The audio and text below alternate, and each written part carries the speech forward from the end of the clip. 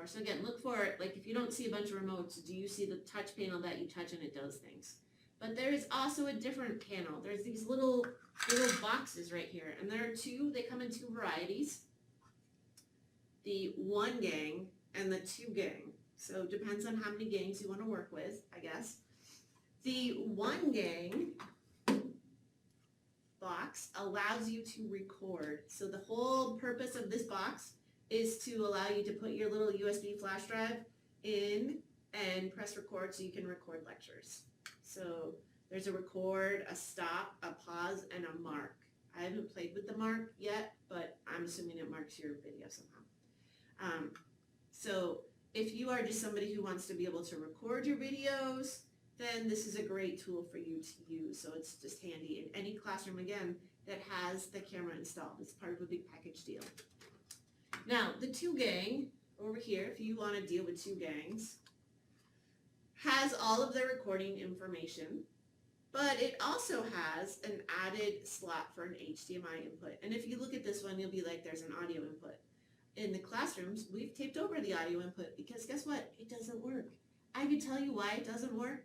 I was sad the day I learned that it's not going to work.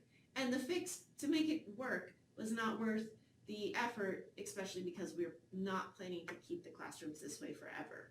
So just understand that this is not an active audio jack. If you see it, there are a few spaces like dance. We were able to do it in donuts, but like, we can have a side conversation, okay? But it does have the input for an HDMI. And either we'll try to put some HDMIs in classrooms or maybe have some available. Now, the other important thing to just remember is there is no audio at all from this little device here. So if you're using your laptop and you're like, yeah, but my laptop, if you know things, you're like, but the HDMI and the audio should work. They go together.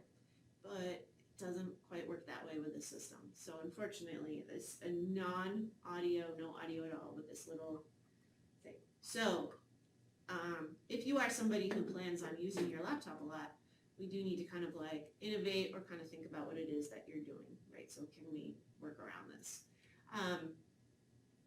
I will also add that if you are planning on Zooming your classes, so you want to use the technology that's in the classroom, then you do need to actually use the installed computer because that's what the cameras and everything, that's what it's connected to, and so it's not going to work correctly. We've installed all of this fancy stuff, so these microphones and the cameras, so in order to make them work, it has to be on this installed on the installed computer. So if you need to Zoom your class, then you're using the installed computer just by default.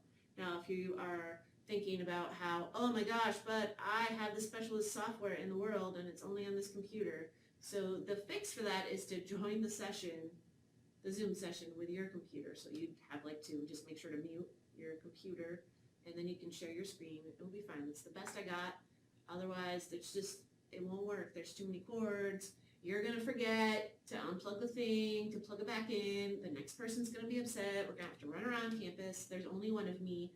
So until someone has figured out a cloner, we're just going to work with it this way. Okay. Glad that we had this moment.